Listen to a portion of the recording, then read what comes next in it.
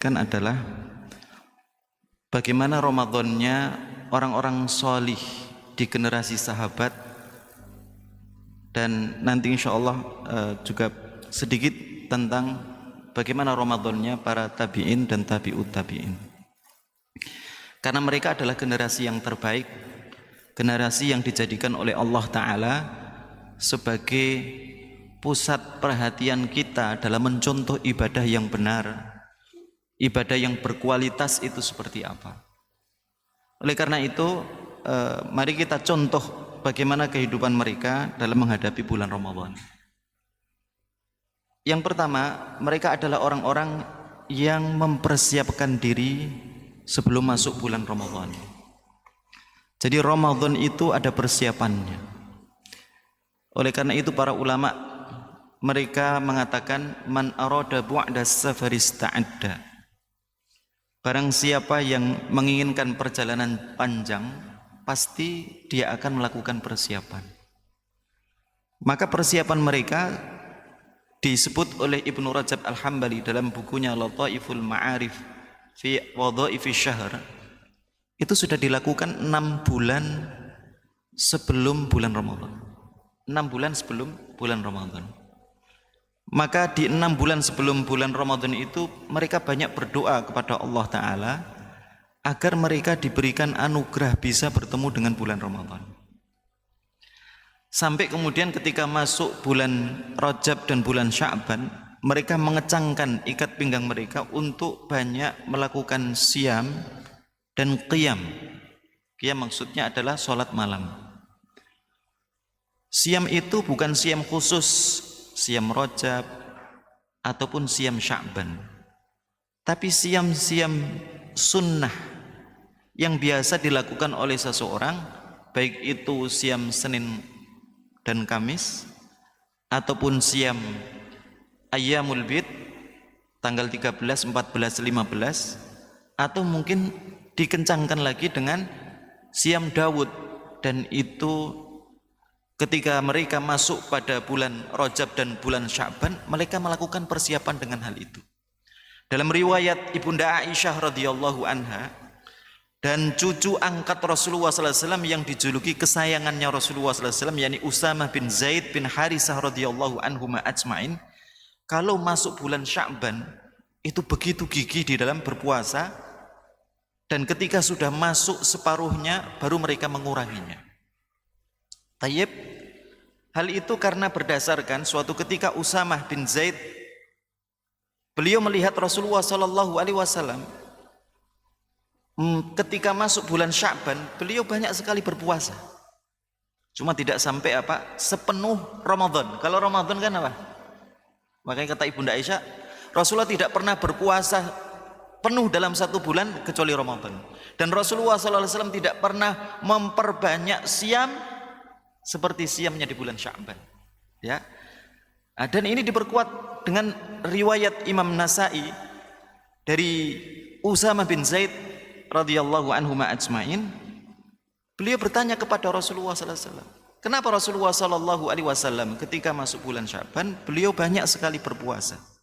Maka Rasulullah memberikan jawaban, dzaka syahrun yaghfalu anhun nas, syahrun ma baina Rajab wa Ramadan, fihi turfa'ul a'malu ila rabbil alamin, wa ana uhibbu ayyurfa'a amali wa ana shaim. Rasulullah SAW memberikan jawaban, itu adalah bulan di mana banyak sekali orang yang lupa darinya, orang yang lalai darinya. Maka salah satu kaidah afdhaliyah amal, keutamaan amal disebutkan oleh para ulama adalah melakukan amal di tengah banyak orang lalai, banyak orang lupa. Kenapa qiyamul lail punya keutamaan? Karena banyak orang lupa, banyak orang tidur. Lagi dingin-dinginnya, enaknya mengerutkan selimut. Maka saat orang banyak lupa di waktu itu, maka itu waktu utama untuk kita menghadap Allah Azza wa Jalla. Di bulan Sya'ban yang menengahi, menjembatani antara Rajab dan Sya'ban, biasanya orang banyak lupa. Maka Rasulullah sallallahu alaihi wasallam tadi mengatakan itu adalah bulan yang banyak sekali orang melupakannya. Bulan yang menjembatani antara Rajab dan Ramadan. Rajab sendiri adalah bulan suci, Ramadan adalah bulan barokah. Bulan haram istilahnya ya. Tayyib. Kemudian Rasul menyebutkan fihi turfa'ul a'malu ila rabbil alamin. Di bulan Sya'ban itu amal diangkat menuju Allah Azza wa Jalla. Amal diangkat oleh Allah Azza wa Jalla. Oleh karena itu dalam riwayat Ibunda Aisyah menuturkan, maka kami menjadikan Rajab dan Sya'ban sebagai cerminan amal-amal siam sunnah kami dan amal-amal qadha dari puasa-puasa wajib yang belum ditunaikan, baik wajib Ramadan maupun wajib apa? Wajib kafarat atau wajib apa? Kafarat seperti apa? Orang mamanya punya sumpah dan kemudian sumpahnya dibatalkan, maka dia kena kafarat. Kafaratnya apa? It'amu asyarati masakin, memberikan makan 10 orang miskin. Kalau mamanya tidak memberikan makan, membelikan baju untuk mereka 10 orang. Kalau tidak mampu berpuasa 3 hari dan hukum puasanya menjadi wajib karena sebagai kafarat. Maka mereka menyelesaikannya di tambatan akhirnya kapan? Rajab dan Sya'ban. Tayyib. Kemudian Rasul menyebutkan di bulan itu adalah bulan diangkat amal solih menuju Allah Ta'ala. Artinya kita mengenal di dunia administrasi rekapitulasi. Maka rekapitulasi amal dalam tahunan itu kapan? Bulan Sya'ban. Ya.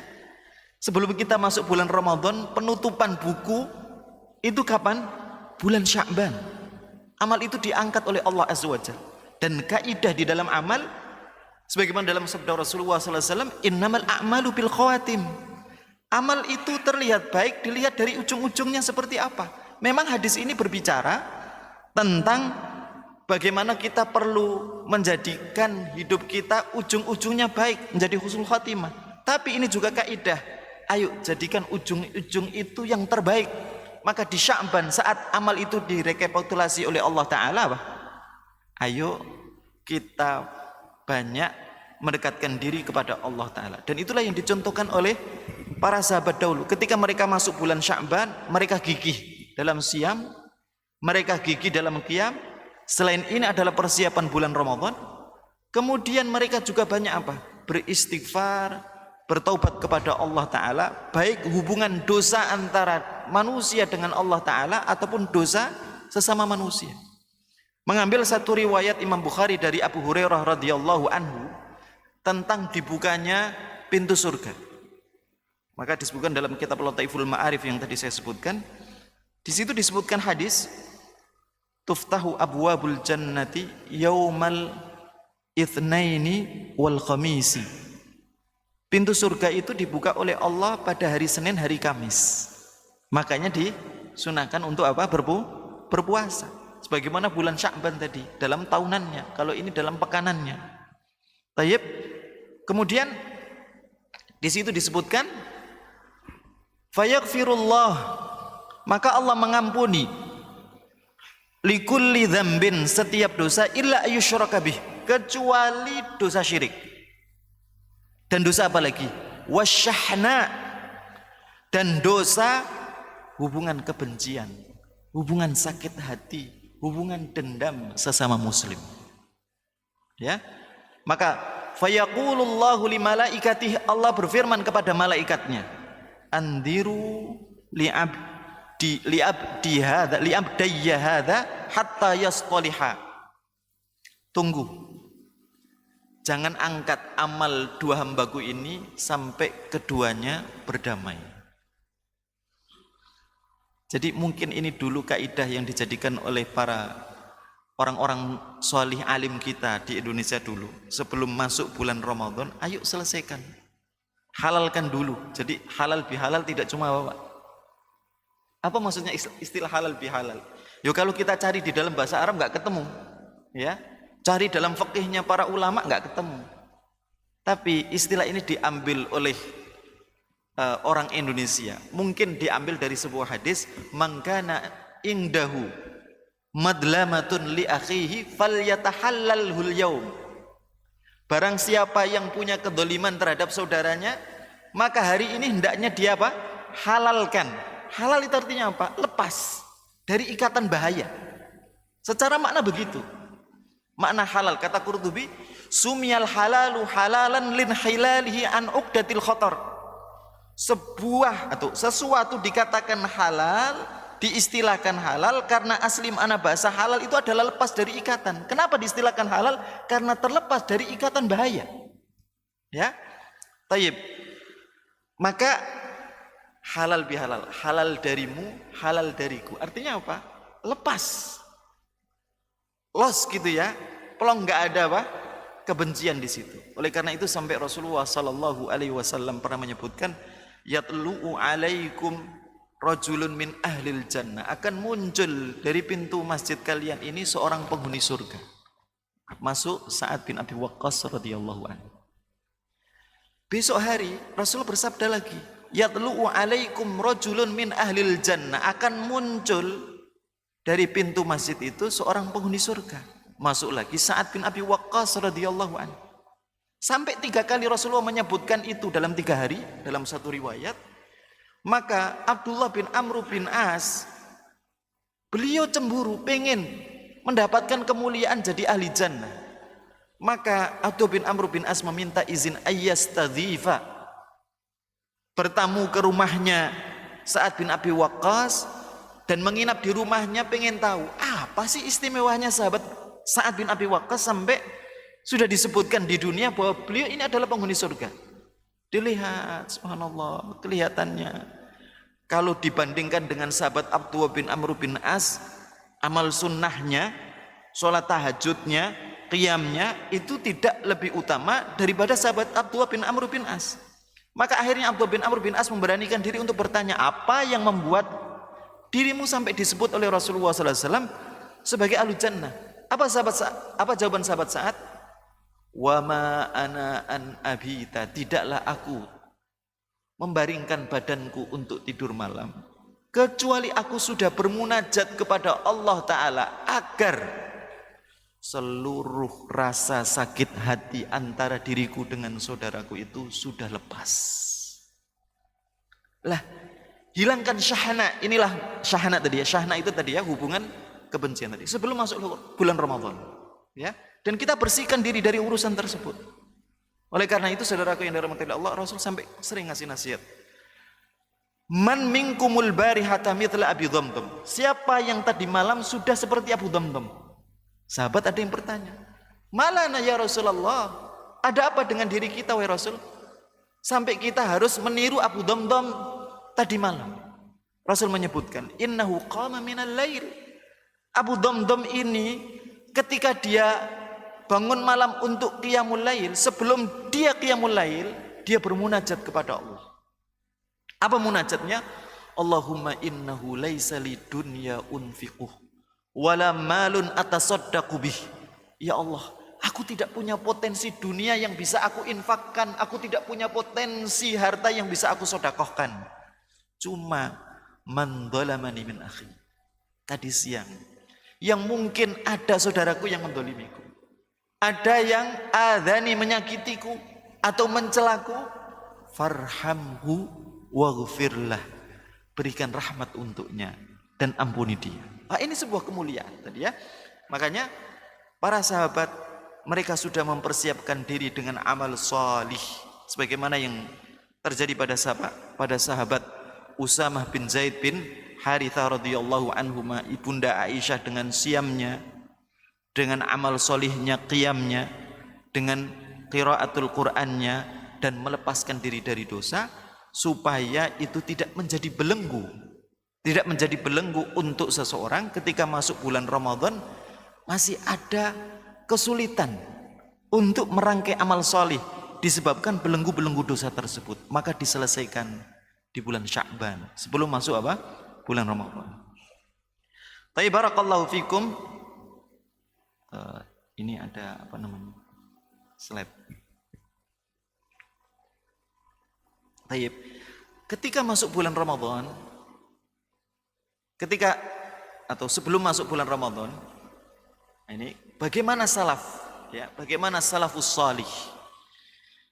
Karena di sini ada doa ya, takutnya nanti saya share ke panitia aja insyaallah. Nanti saya WA-kan. Dalam riwayat At-Tabrani di dalam Al-Mu'jamnya, ini mau ru'yah hilal. Ya. Kemudian semua saling berbicara kadang, besok mau Ramadan. 2 hari lagi insya Allah mau Ramadan. Maka apa yang biasa dilakukan oleh orang soleh terdahulu dari kalangan sahabat, tabi'in maupun tabi'ut tabi'in. Ada seorang ulama tabi'in bernama Abdul Aziz bin Abi Rawat, sebagaimana diceritakan Imam At-Tabrani dalam Mu'jamnya di dalam bab tentang doa. Kata Abdul Aziz bin Abi Rawat, kanal muslimuna yad'una inda hadrati syahri Ramadan. Dulu orang-orang muslim, maksudnya bercerita tentang sahabat yang menjadi guru-gurunya, itu ketika mereka akan bertemu dengan bulan Ramadan, seperti waqulna mathalan anna ghadan Ramadan, seperti orang yang mengatakan besok kita akan ketemu dengan bulan Ramadan loh. Apa yang mereka ucapkan? Maka mereka mengatakan doa ini. Allahumma adilla syahra Ramadhana wa hadar fasallimhu li wa sallimni fih wa tasallamhu minni. Agak panjang Pak doanya ya, enggak langsung apal ya. Soalnya hebatnya bapak-bapak itu enggak bawa catatan gitu ya. Dulu para sahabat itu disebut dengan kaum ummiyah, kaum yang tidak bisa menulis, tidak bisa membaca, tapi tidak semuanya. Umar sendiri bisa baca, bisa nulis. Ali juga bisa baca, bahasa nulis. Tapi mereka punya keahlian apa? 1 kali dengar langsung hafal. Ya, makanya dalam riwayat ada seorang sahabat dari Yaman namanya Abu Syah. Datang dari Yaman untuk menggali ilmu dari Rasulullah SAW, kemudian pulang, ilmu itu nanti akan disampaikan di masyarakatnya. Cuma saat duduk bermajelis sama Rasulullah, saat itu mendengarkan Rasulullah SAW berbicara panjang sekali di tema tentang kemuliaan Mekah. Mau nyatet, lihat kanan, lihat kiri, pada nggak nyatet Pak. Maka dia malu, ya, dia malu. Akhirnya nggak nyatet. Di akhir kemudian dia datang kepada Rasul, wahai Rasul, aku ini adalah orang yang datang dari jauh dan aku harus membawa sesuatu dari Anda. Sementara Anda tadi berbicara dengan redaksi yang panjang sekali. Ada yang keinget, ada yang apa? Ada yang lupa. Maka Rasul bersabda kepada sahabat-sahabat Muhajirin, beliau bersabda, uktubu li Abi Syah. Catatkan, diktekan untuk siapa? Abu Syah. Maka didiktekan, ternyata Pak, enggak ada yang hilang, 1 titik pun, koma pun enggak ada yang hilang. Nah ini, ya saya harus berhusnudzon seperti itu gitu sama bapak-bapak ya. Barakallahu fikum. Wah, ada rekamannya. Nah ini ada doanya ya. Ala kulli hal. Allahumma adzilla syahra Ramadan fasallimhu li wasallimni fih wa tasallamhu minni. Ya Allah, bulan Ramadan telah masuk dan bulan Ramadan telah hadir. Maka serahkan bulan Ramadan itu kepada diriku dan serahkan diriku pada bulan Ramadan dan selamatkan aku di dalamnya. Selamatkan aku di dalam maksudnya apa? Selamatkan aku di dalam hatiku dan amal solih. Sebagaimana dalam syarah disebutkan demikian. Baik. Kemudian Allahumma rzuqni siyamahu wa qiyamahu sabra wa ihtisaba. Ya Allah, berikan aku rizki, bisa melaksanakan siamnya, bisa melaksanakan qiyamnya dengan sabar dan penuh berharap pahala.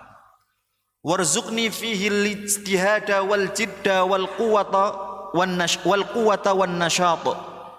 Dan berikan kepadaku anugerah agar aku bisa bersungguh-sungguh, bisa berjuang, bisa berenergi dan bisa gesit di dalam merangkai amal kebaikan. Wa'idni fihi minas sa'amati wal fatrati wal kasali wan nu'as.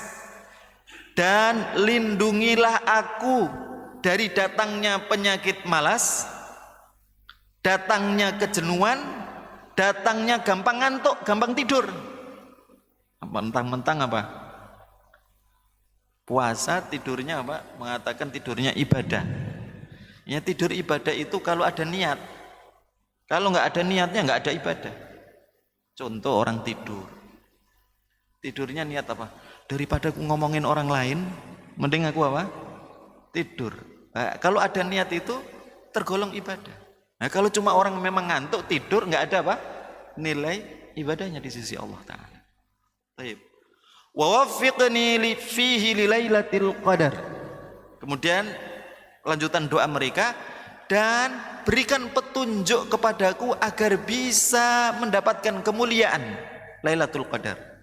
Waj'alha khairan li min alfi syahr, dan jadikan Lailatul Qadar itu lebih baik untukku daripada 1000 bulan. Ini salah satu doanya para sahabat ketika mereka mau memasuki bulan Ramadan, saling membicarakan tentang akan masuknya bulan Ramadan. Ada dalam riwayat At-Tabrani dalam bab doa, ya. Memang ini bukan riwayat dari Rasulullah sallallahu alaihi wasallam, tapi ini adalah doa dari orang-orang salih dari kalangan sahabat, dan doa itu ada yang bersifat mutlak, ada yang bersifat muqayyad. Mutlak itu apa? Doa apapun kita bisa berdoa dengan apa? Dari diri kita, selama terangkai tersusun dengan kata yang baik, ya. Doa muqayyad, doa tertentu dalam bagian-bagian ibadah. Contoh orang bercermin, itu kan doanya tertentu. Allahumma kama hasanta khalqi fahasin khuluqi. Doa sholat ketika istiftah kan ada doa tertentu, maka kita nggak bisa buat-buat sendiri, ya. Jadi ini pembagian tentang masalah doa. Sebagian yang lain dalam riwayat Imam Ahmad dan At-Tirmidzi, kalau masuk bulan Ramadan mereka berdoa, Allahumma ahillahu alaina. Ini yang paling banyak dipanjatkan sampai sekarang. Allahumma ahillahu alaina bil yumni wal imani was salamati wal islami rabbi wa rabbukallah. Saling mengucapkan itu antara satu dengan yang lainnya. Allahumma ahillahu alaina, ya Allah tampakkan hilal Ramadan itu kepada kami dengan penuh barokah. Wal yumni, dengan penuh semangat. Wal imani, dan iman. Wassalamah, dan keselamatan. Wal islam, dan Islam. Maksudnya apa? Berserah diri pada bulan Ramadan. Rabbi wa rabbukallah. Rabbmu dan Rabbku itu adalah Allah Azza wa Jalla. Ini doa yang lain yang diucapkan oleh orang-orang yang soleh terdahulu ketika masuk bulan Ramadan. Tayyib, atau yang lebih pendek, nah, ini bisa dalam pilihan. Sebagaimana dalam riwayat Yahya bin Abi Katsir. Yahya bin Abi Katsir ini seorang ulama qiraat, ulama ahli Quran. Beliau juga ahli hadis. Kalau masuk bulan Ramadan, di pintu mau masuk bulan Ramadan, maka beliau akan berdoa, Allahumma sallimni ila Ramadan wa sallim li Ramadan wa tasallamhu minni mutaqabbala.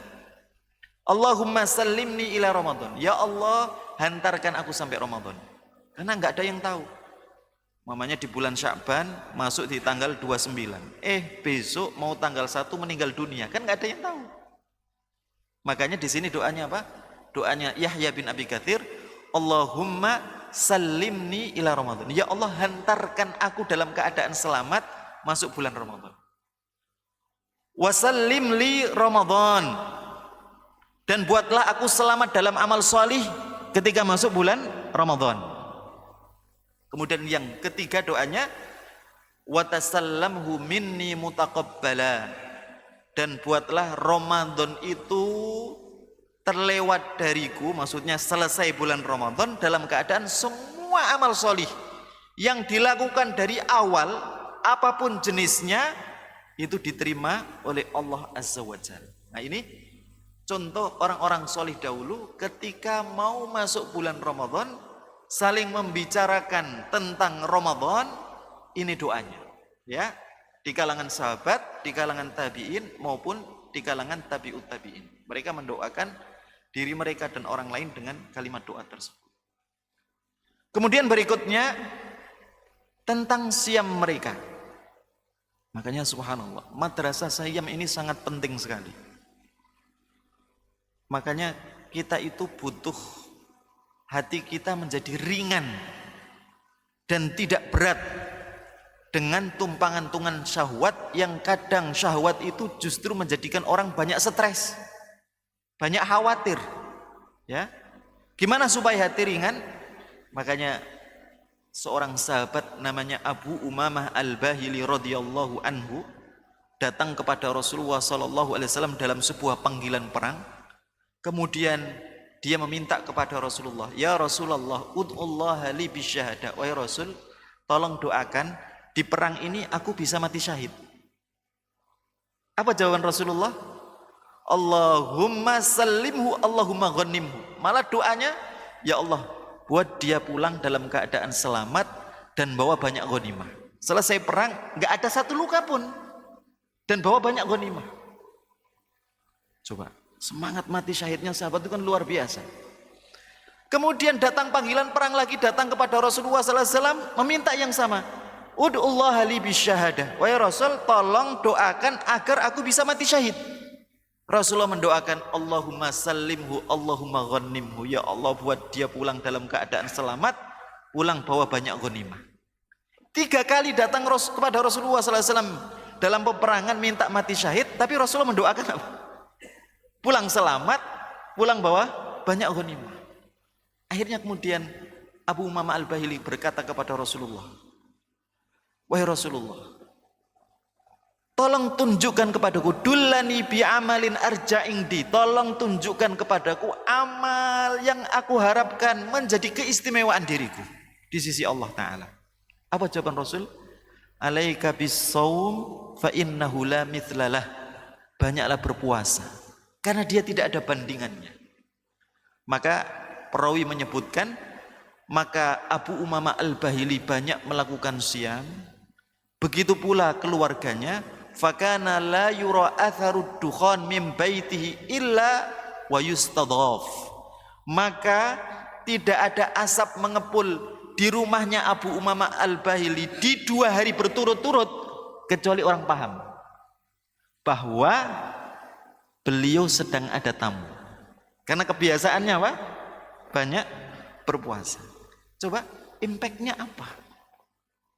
Setelah beliau banyak melakukan madrasah siam tadi, Abu Umamah Al-Bahili radhiyallahu anhu diceritakan oleh Ibnu Jarir At-Tabari rahimahullah, ketika Rasulullah SAW meninggal dunia, di masanya Umar bin Khattab radhiyallahu an, beliau ditugaskan untuk menjadi hakim di Homs. Homs itu mana Pak sekarang? Betul ya tadi, Irak ya, di Irak.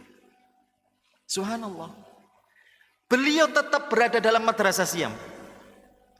Maka hati beliau dikenal sebagai hati yang sangat ringan sekali, sampai orang-orang Homs itu mengatakan, tidaklah kami kesulitan ekonomi kecuali destinasi kami untuk meminta bantuan pertama kali itu datang ke rumah siapa?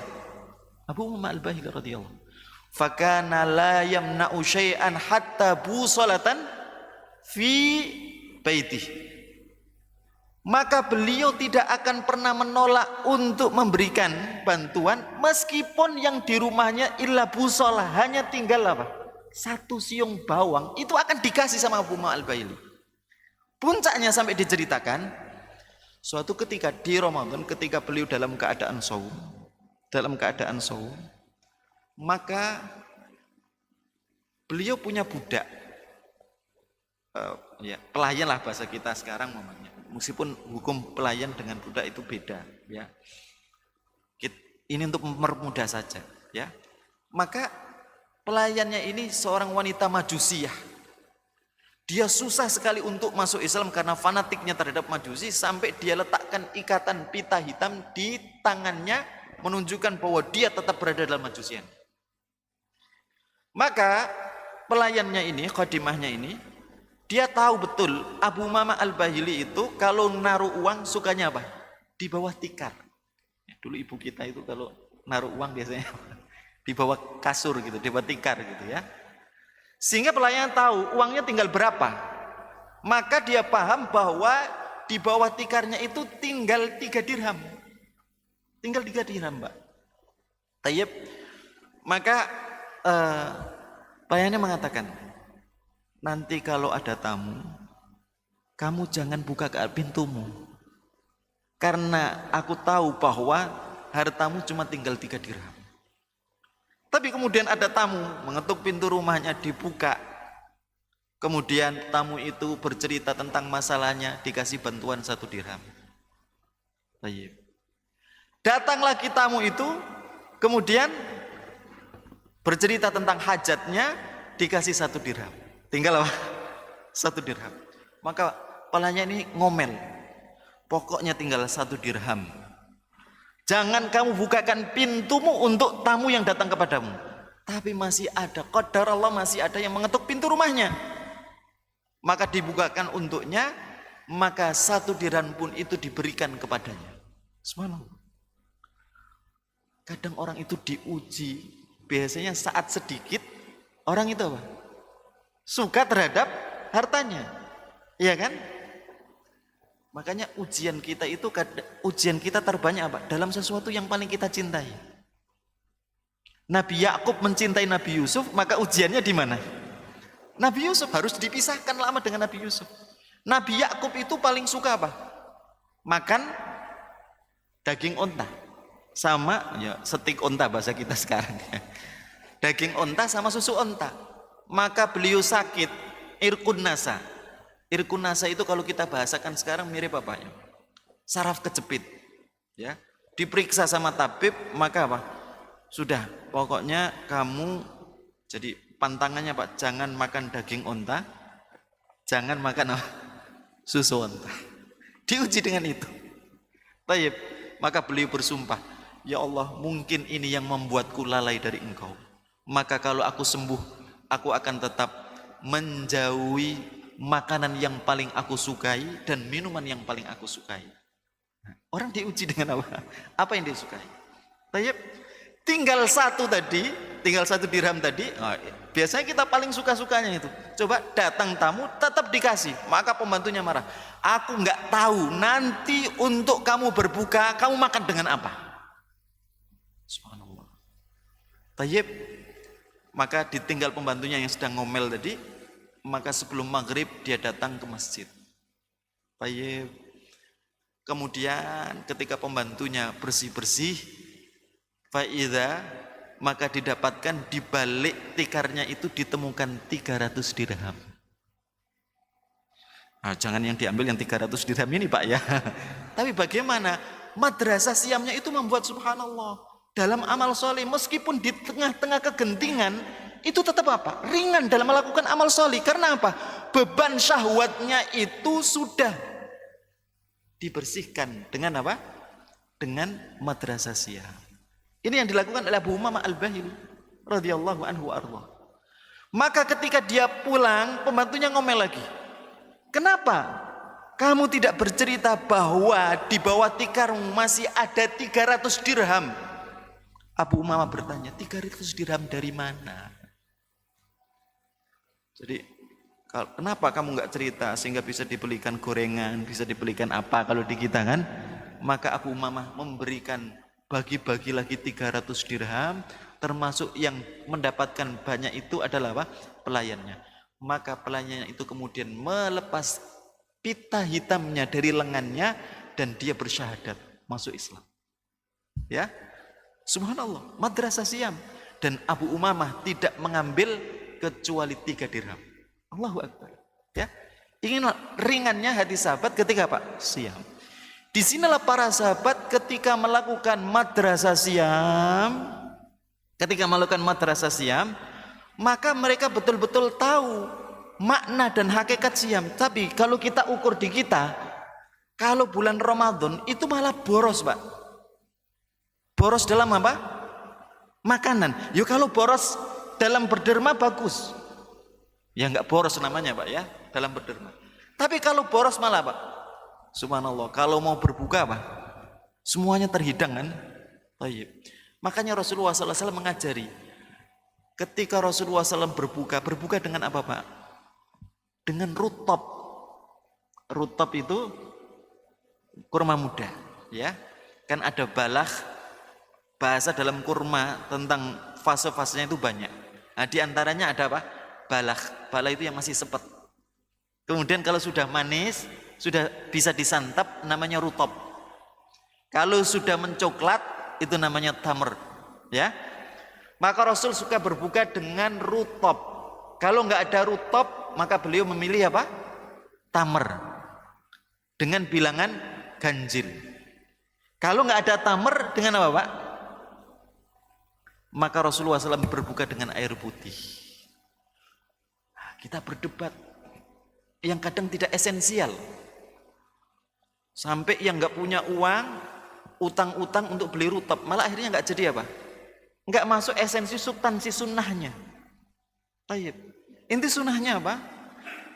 Bapak, makanya dalam disebutkan oleh Ibnu Rajab Al-Hambali, termasuk sunnah Pak, Rasulullah SAW itu ya'kulu ma yajiduhu fil ad. Beliau itu makan apa yang ada di depannya. Maksudnya apa? Kalau yang ada itu, sudahlah makanlah itu. Kalau yang ada di depanmu, ya kalau yang ada, maksudnya bukan kemudian dihabiskan gitu ya. Berbukalah dengan sesuatu yang sederhana dan tetap bersyukur kepada Allah Ta'ala. Ini yang harus kita pahami. Supaya apa? Madrasah Ramadan yang tujuan kita untuk berlapar-lapar itu apa? Membersihkan beban hati dari syahwat. Karena hati itu kalau tumpangan syahwatnya itu berat, maka apa? Penyakit-penyakit hati itu mudah masuk. Ya. Makanya Imam Syafi'i sampai mengatakan, "Ma syabi'tu mundu sab'ata asyara sanah." Sejak 17 tahun yang lalu, aku kalau makan enggak pernah kenyang. Wa kullama syabi'tu, karena kalau aku makan kenyang, kathuran nu'as, aku akan banyak ngantuk. Kemudian apa lagi? Dan banyak keinginanku dalam urusan dunia, kata Imam Syafi'i rahimahullah. Ya. Makanya di sini Allahu Akbar ketika sholat tarawih, bacaan Al-Quran dulu kan para sahabat menjadikan Ramadannya itu sebagai refleksi Quran. Biasanya kapan? Utamanya di malam harinya. Di malam harinya ketika apa? Ketika mereka qiyamul lail atau ketika mereka melakukan tarawih. Makanya Utsman bin Affan, beliau menghabiskan bacaan Al-Quran dalam 2 rakaat. Kenapa mudah? Karena hatinya menikmati. Kata Imam Bukhari yang beliau katakan, sejak 20 tahun yang lalu, kalau aku makan gak pernah apa? Sampai kenyang, kekenyangan betul. Gak pernah. Dan Imam Bukhari ketika sholat, beliau sholat Allahu Akbar, sholat tarawih. Kemudian beliau memulai dengan apa? Bacaan at-tiwal. Kalau disebutkan at-tiwal itu maksudnya apa Pak? Al-Baqarah, Ali Imran, An-Nisa, kemudian apa lagi? Al-Maidah, Al-An'am. Ini masih 1 rakaat. Kemudian muridnya itu pada khawatir karena mereka yang bermakmum kepada Imam Bukhari melihat dakhala zambur fi qamisih. Masuk binatang zambur. Zambur itu sejenis kalajengking tapi berbisa, Pak. Tapi Imam Bukhari tenang salatnya. Beliau tenang salatnya. Sampai coba sudah masuk kalajengking. Ya, zambur. Jadi kalau kalajengking itu bahasanya akrob, ya. Sejenis kalajengking ada namanya binatang zambur tadi. Muridnya nggak tenang karena ngelihat tadi zambur masuk ke gamisnya. Maka beliau ketika selesai dari 2 rakaat, muridnya kemudian khawatir mengatakan, wahai Abu Abdillah, kenapa engkau tidak memotong sholat Anda atau Anda memendekkan sholat Anda karena aku lihat ada zambur masuk ke gamis Anda. Dibuka, diperiksa, faida fi jasadihi sab'ata asyara las'atan, ternyata di jasadnya ada 17 gigitan. Tayyib.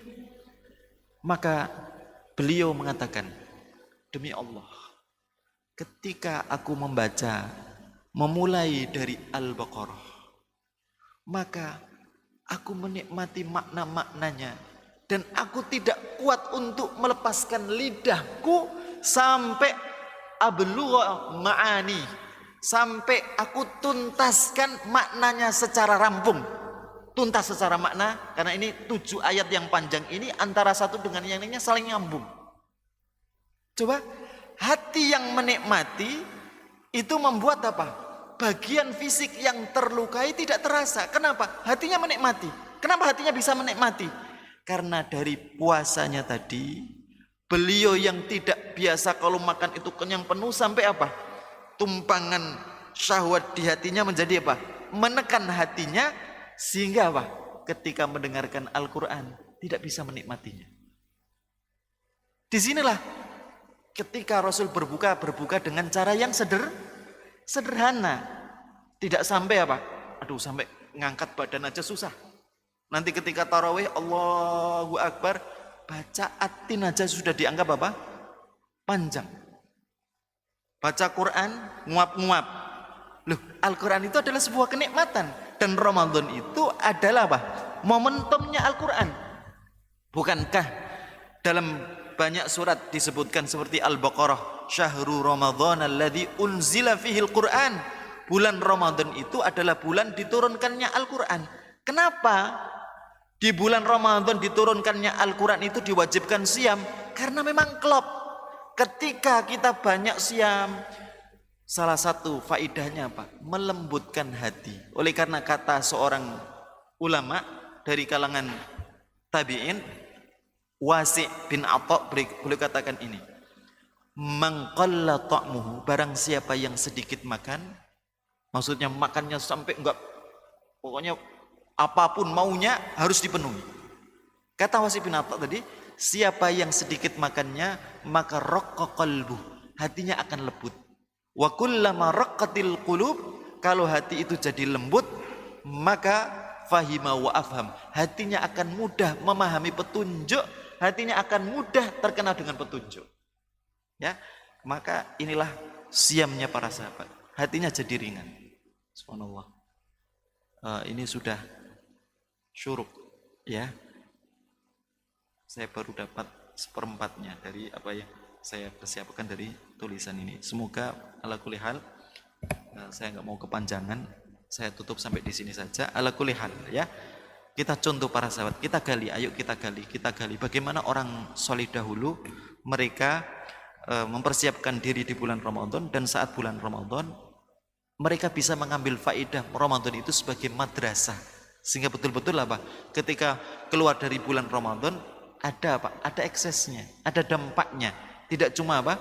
Jadi ahli ibadah di bulan Ramadan, keluar Ramadan dia seakan-akan nggak pernah merasakan apa? Madrasah Ramadan, ya. Makanya kata ulama, kun Rabbaniyan wala takun Ramadhaniyan. Jadilah seorang yang Rabbani, artinya apa? Ngabdi kepada Allah di waktu kapanpun, jangan cuma ngabdi pada Allah hanya di bulan Ramadan saja.